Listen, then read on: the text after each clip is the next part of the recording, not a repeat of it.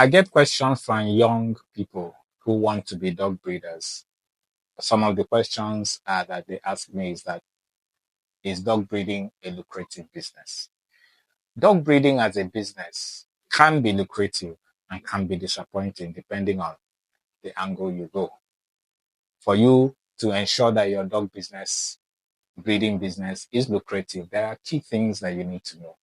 First, you need to have the proper breed of dog to breed, and you make sure that you're breeding a pure breed dog. So if you're breeding a pure breed dog, people tend to prefer you to somebody who is not breeding a pure breed dog.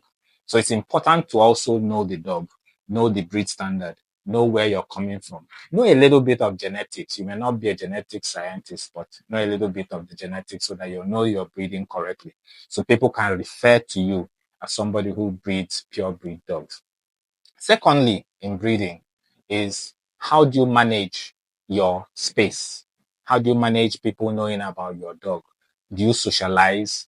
Do you go to dog events? Do you go there to show off your dog? Do you go there with your dog to even watch events that are there? That way, you give your dog some visibility. You give people begin to know your dog. People begin to know the breed that you're breeding. It's important that you get out there and socialize with people who also have an interest in dogs, because they can be your referrals in terms of dogs doing well or your breeding doing well. Thirdly, in management is media. What media space do you command? You need to put your dog out there. You need to popularize your dog. I'll give an example. I once bred Dachshunds and I tried to make them popular. Unfortunately, I wasn't very successful with that because the media space I was occupying was so little. I couldn't propagate the likeness for the Dachshund.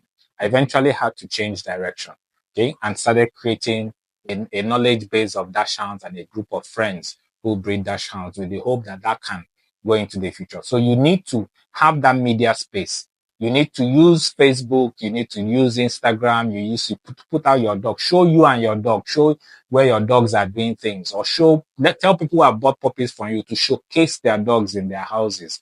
That way, you command the media space, and that media space helps bring the buyers to you. So the last one is the demand.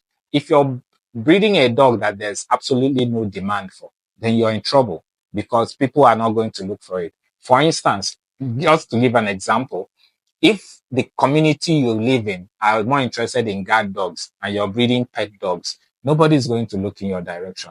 If the community you're in loves pet dogs and you're breeding guard dogs, then nobody's going to look in your direction. So you must look around and know what's the demand structure of where you are.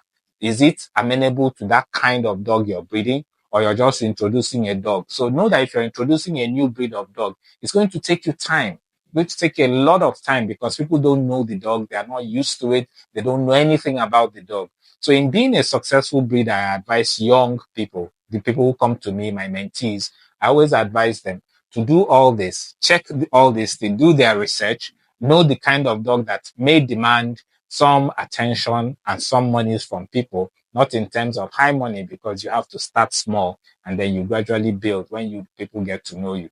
So these things are important. Know the demand, know the breed, and manage your media space. Thank you.